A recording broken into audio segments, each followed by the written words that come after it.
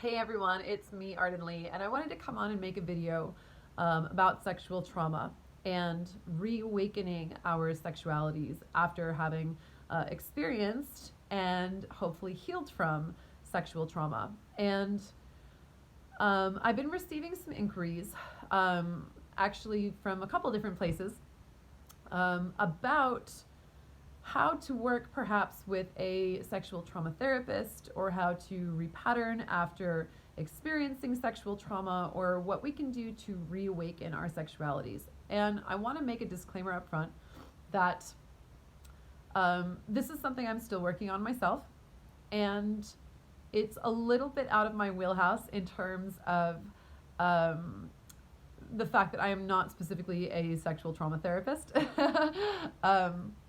Although my work is in many ways related to this inquiry, I just want to be transparent about the kind of answer I'm going to be sharing here. And here's what I want to say about this. I want to say that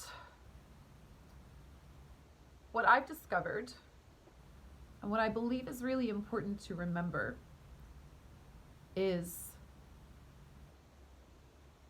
that when we are recovering from sexual trauma and we're feeling responses in our bodies such as hypervigilance, such as not wanting to be touched, I want us to create enough space and time for us to really honor those feelings in our bodies.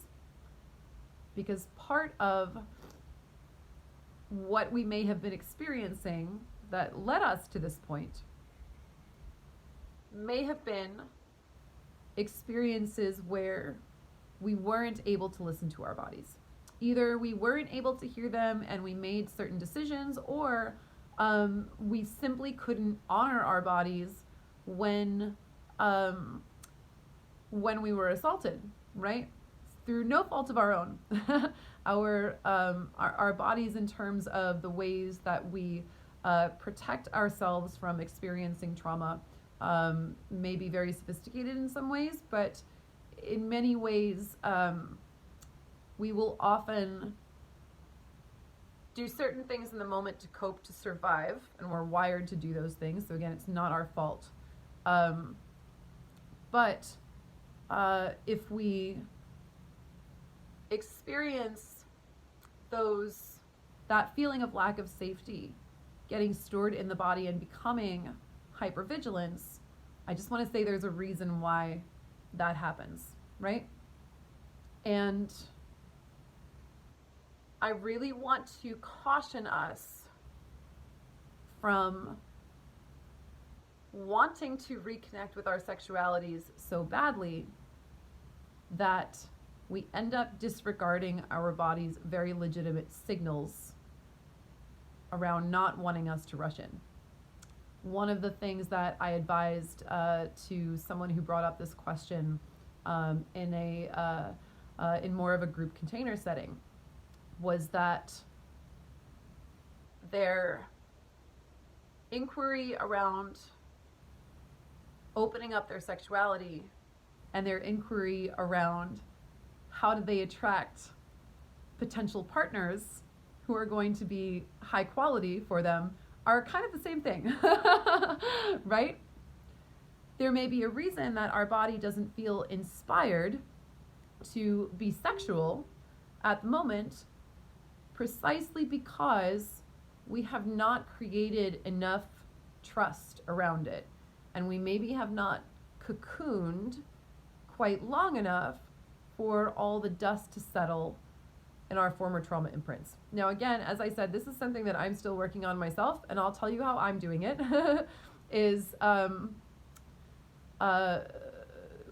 Well, first of all, I stepped back into the waters of exploring dating and relating and sexuality last year, and I kind of got some recon on about where I was at, right? Okay, here's what I see that's working. Here's where I see hope. Here's what's getting better. Here's a chance for me to practice asking for what I want. Here's where I'm noticing where I'm not able to ask for what I want as quickly as I would like to be able to identify what I want and be able to ask for it, right? So there's all that recon going on, and I kind of know a little bit where I'm at right now. And going forward, wanting to shed this film, it feels like a film of hypervigilance. Because I know where I do feel safe in my sexuality and the kind of things that I need, but I'd like to ideally get rid of a lot of the walls that are still up around me as a result of my sexual trauma, and be able to be in that like blossoming energy, be able to be in that energy where the desire within my sexuality and the ways that it wants to express itself feels stronger than the need that I have in my body to wall off and protect myself, right? Does that make sense? I want to give more energy to that blossoming than I do to my hypervigilance. However, my hypervigilance is serving me, right? Because if I didn't have that come up in my body to say, hey, something is wrong, I might not have ever addressed these trauma imprints to begin with, right? So in now listening to my body, I'm creating that safe space and I'm saying, okay, body, I get it. You really don't want a lot of things right now especially in terms of sex. You are being highly discerning and there's not a lot that maybe turns you on, and it feels like you're being pretty picky about the conditions that you need to be turned on in. Okay, I hear you and I honor exactly where you're at. And we are going to set an intention together to shed the conditioning of hypervigilance and to call in more situations where we can feel safe to feel turned on, and where it feels like a blossoming to me. If you guys have seen like videos at all of a plant called, I believe, the Rose of Jericho.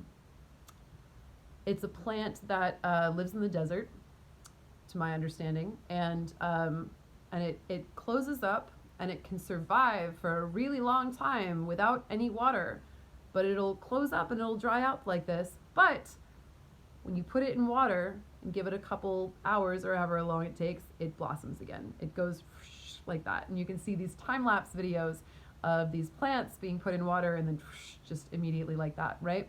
And I'm thinking of my sexuality like that, as something that has been preserved and is waiting for the right conditions, the right water, the right nourishment to be able to open up again.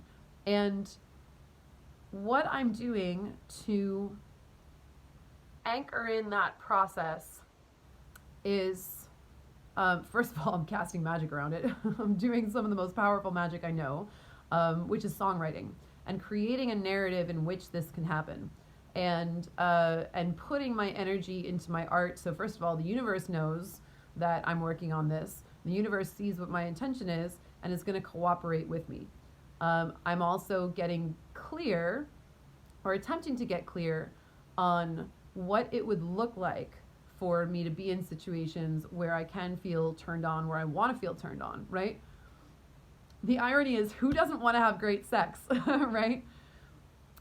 And yet, there are so many things that we need for sex to be great, right? Because there are so many examples of sex out there that are not only not great, but that are flat out damaging, you know?